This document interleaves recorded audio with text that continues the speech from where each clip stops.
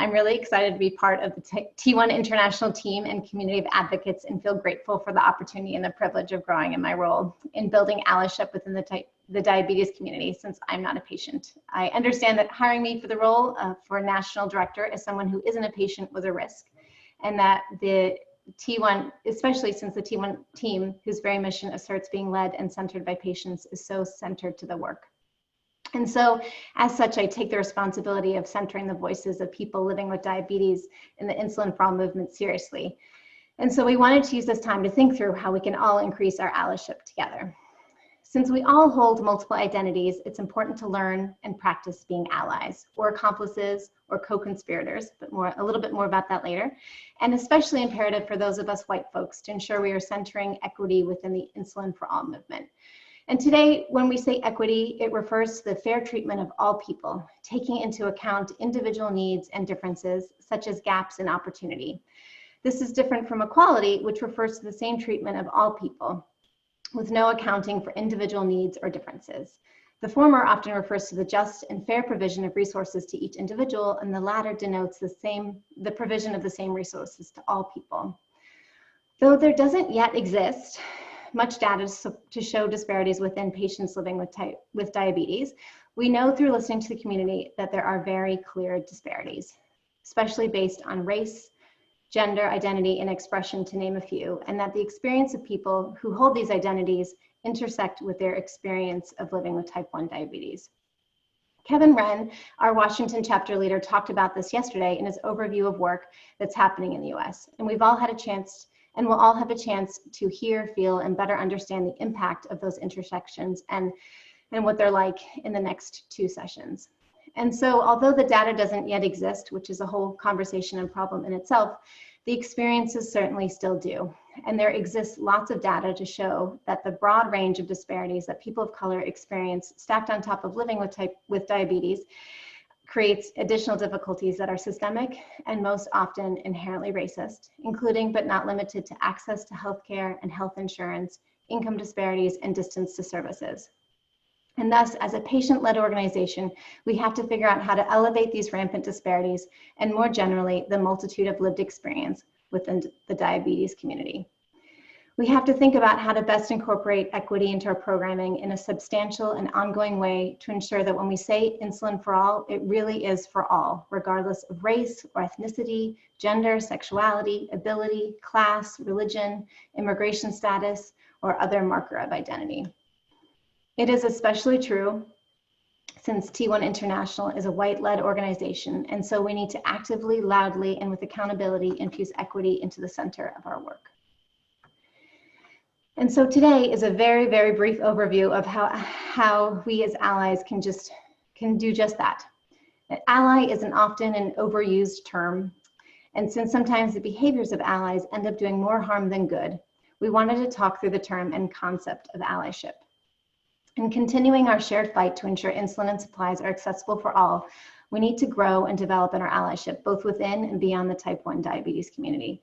And so we'll be talking through the power of language and the complicated nature of the term ally and why it's important as a concept, ways that each of us as individuals and T1 International as an organization can put these concepts into practice, and thinking through why the diabetes community needs allies, not just allies who, like me, aren't living with type 1 diabetes, but also allies within the community who hold greater privileges than others in the community, and so have more opportunities to raise up, amplify, and take risks in situations where others, especially Black, Indigenous, people of color, would be putting themselves in far more risk. An ally is defined as one that is associated with another as a helper. An ally is somebody whose personal commitment to fighting oppression and prejudice is reflected in their actions. Growing and developing in your role as an ally is really just the first baby step in each of us figuring out how to participate in social justice and engaging in our civic duty. And as I mentioned above, ally is an imperfect term. For some, it's considered too diluted, too overused and misused to be of any use. For others, it's imperfect as a term since anyone can use it, regardless of how helpful or harmful their actions may be. Ultimately, it's up to each individual and an impacted group to decide who is and isn't an ally of theirs or their community. As an example, I don't get to make the decision about whether I'm an ally to the diabetes community. Only members of the diabetes community community can say whether my actions are one of an ally. I can try to offer allyship, but it's on the impacted community to accept it. Yet despite its imperfections, we are using it today to help explain a role that each of us can and should take on in our commitment to social justice. And so I want to read this explanation from Candace Reels, who is an intersectional feminist and self-love advocate and creator of Female Collective. Allyship is not a one-week performative act. It's a lifetime commitment to educating yourself, listening to constructive feedback, learning from your mistakes, doing your research, and staying aware. Next, I'm sharing this great piece by Hazel Mead. If you're not familiar with her, she's a UK-based, half English, half Sri Lankan illustrator. It's titled, "You Don't Know What's Going On in People's Lives," and illustrates the terms referenced in the last slide. Staying aware plus a lifetime commitment to educating yourself through noticing, questioning your biases, and staying curious. The piece also illustrates the intersections of both internal and external identities.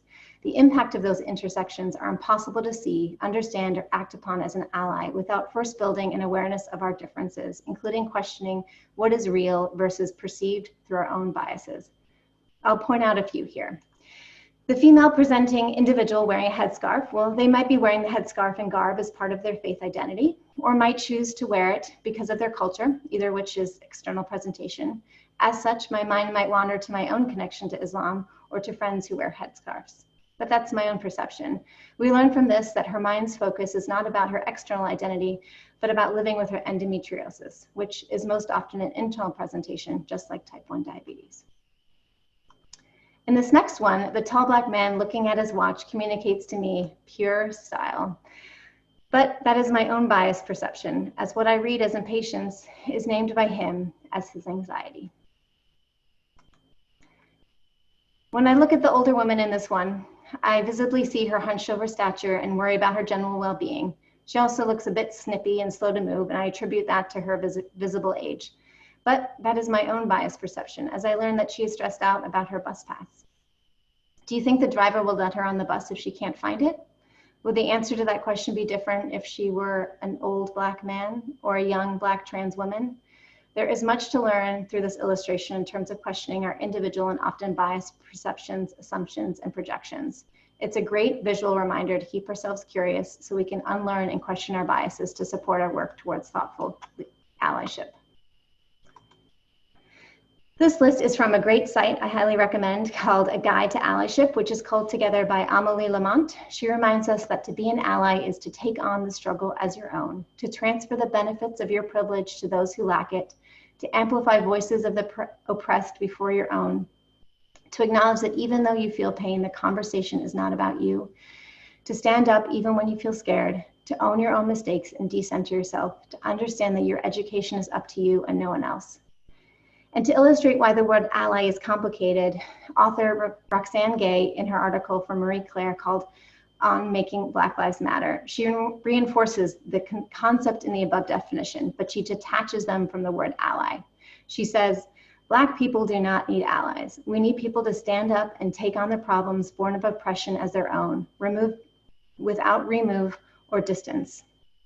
She goes on to say, we need people to do this even if they can't fully understand what it's like to be oppressed for their race or ethnicity or gender or sexuality, ability, class, religion, or other marker of identity. We need people to use common sense to figure out how to participate in social justice. I love that line. We need people to use common sense to figure out how to participate in social justice.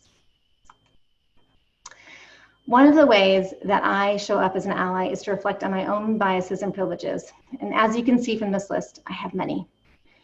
People like me who hold multiple privileges have a lot of work to do, including needing to listen, needing to practice doing my own work and not asking others to teach me, needing to respect the boundaries set by individuals who hold marginalized identities, especially those around the emotional labor of supporting the reckoning that happens when coming to terms with the white supremacist culture we all participate in, needing to relinquish space and power that comes with my layered privilege, needing to address the invisibility of white privilege and that my culture is not the normative culture, it's just the dominant one right now, needing to honor and center that the best solutions come from the individuals that are most impacted. Acknowledging my multitude of privileges is an important part of my allyship. allyship. And to be clear, as Amélie Lamont from A Guide to Allyship shares, being an ally doesn't mean you fully understand what it's like to be oppressed. It means you're taking on the struggle as your own. An individual from an underinvested community cannot easily cast away the weight of their identity or identities shaped through oppression on a whim. They carry that weight every single day, for better or for worse. An ally understands that this is a weight that they too must be willing to carry and never put down. I could give away all my money and generational resources to T1 International or to support Black Lives Matter, but I will never know or feel the weight of living with diabetes or living as a Black person in America right now. And so taking on the struggle can often start with exploring how to use our privileges to commit to taking action.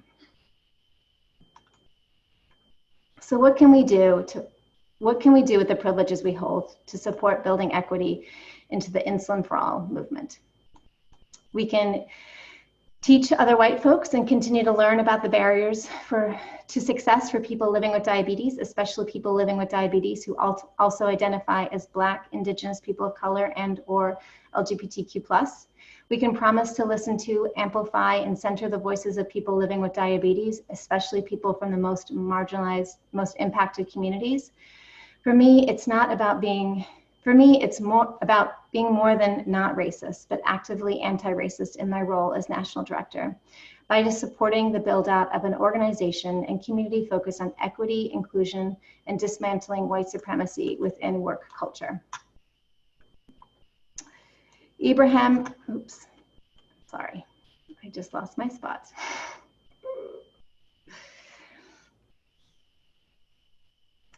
X. Kendi defines anti-racist as to think nothing is behaviorally wrong or right, inferior or superior with any of the racial groups.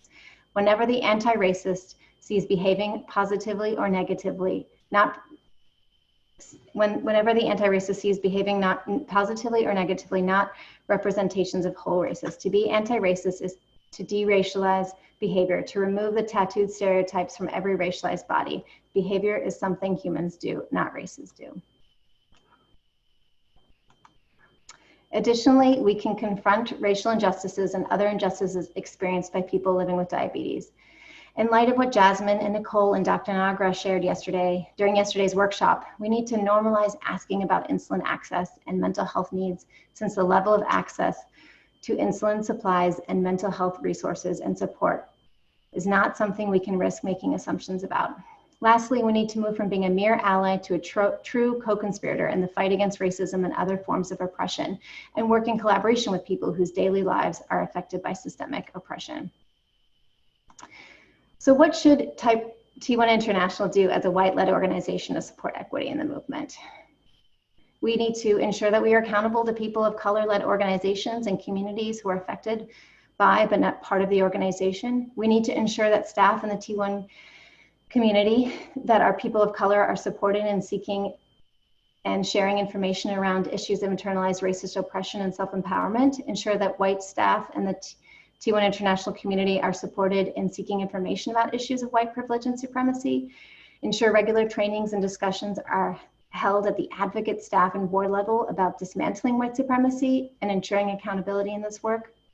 We need to think about how the organizational values and norms, both the ones that are stated and unstated, can support our commitment to centering racial equity in this work. We really need to hold each other accountable, revisit this conversation often, and I'm sure we can and should continue to brainstorm many more actions we can and should take. So where are you at as an individual? This slide from Black Girl Dangerous blog, which I highly recommend, comes from an article called No More Allies and was written by its founder, Maya McKenzie, a Black feminist writer who challenges the usefulness of the term ally. She writes, allies care but act when convenient. Allies take little risk to their comfort and seek personal recognition for momentary action. Accomplices take on more risks and more often get in the way of oppression. They disrupt, but engagement may vary with privilege. Co-conspirators know that they are not free until everyone is free and act like it.